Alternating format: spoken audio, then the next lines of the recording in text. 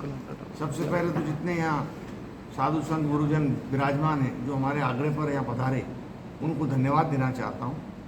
और ये मैं आपसे कहना चाहता हूँ कि आज की वार्ता हमारी बहुत सकारात्मक रही और हम फिर वार्ता कर रहे हैं 1 या 2 दिन में, ज़्यादा 1-2 दिन में।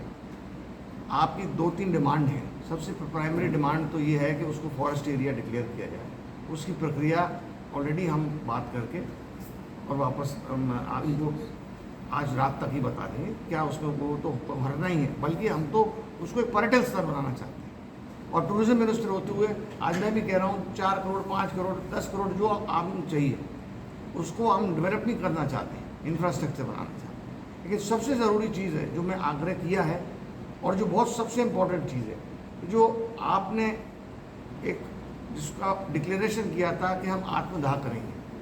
पहले एक संत महोदय ने किया, फिर 14 लोग पहुंच गए। देखिए, आत्मदाह करने से इस चीज़ का हल नहीं निकलता। मेरा आपसे सबसे प्रार्थना की है, हाथ जोड़कर प्रार्थना की है, और आपने ये आश्वासन भी दिया कि ऐसा जब तक हमारी वार्ताएं बिल्कुल सकारात्मक चल रही हैं, ऐसा कोई कदम नहीं उठाएंगे। आज मुख्यमंत्री जी ने मुझे यहाँ भेजा है और पूरी पावर देकर भेजा है। और जो हमारी बातें हुई हैं, सब चीज़ तो हम आपसे शेयर नहीं कर पाएंगे, माफ़ी चाहता हूँ इस बात की, लेकिन हम बहुत जल्दी ही आपका इसका हल मिलेगा। अब मैं ये चाहूँगा कि आप गुरुजी से कुछ बात करें।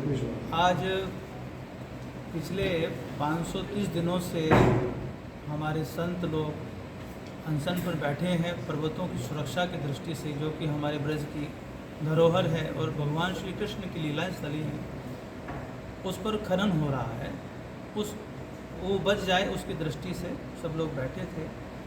तो आज उसका एक सकारात्मक एक स्वरूप देखने को आया कि माननीय हमारे गहलोत जी, उनका क्योंकि समय अभाव के कारण से तो वो नहीं मिल पाए, लेकिन हमारे राजा साहब पर्यटक मंत्री जो हमारे हैं, तो आपके और हमारे कलेक्टर साहब सभी 5 महानुभाव जो यहाँ के जिला के सर्वोच्च अधिकारी हैं, उनके साथ एक अच्छी एक सकारात्मक बैठक हुई है।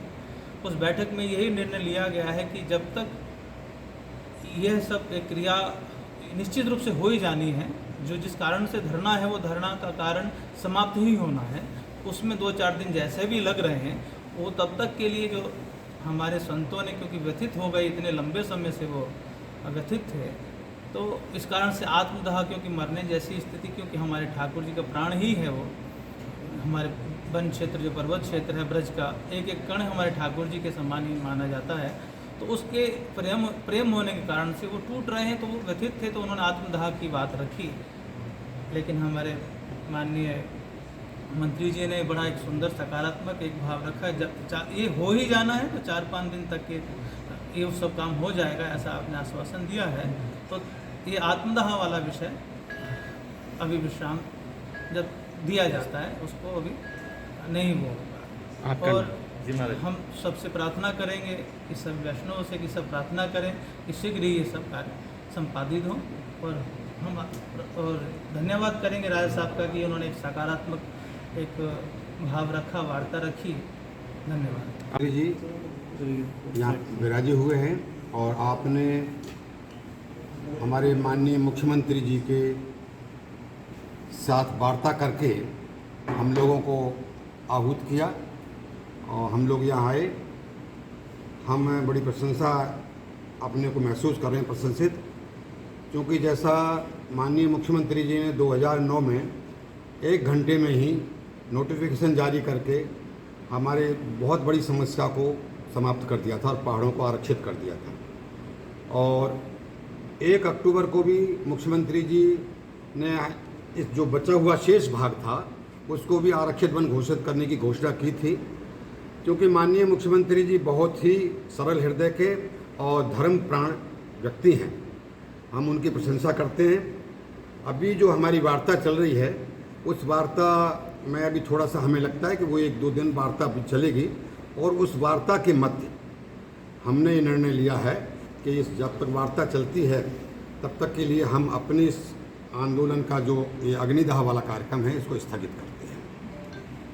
ये हमारा निर्णय है और हमें विश्वास है कि बहुत शीघ्र ही मंत्री जी सभी के सहयोग से इस कार्य को संपन्न करा देंगे।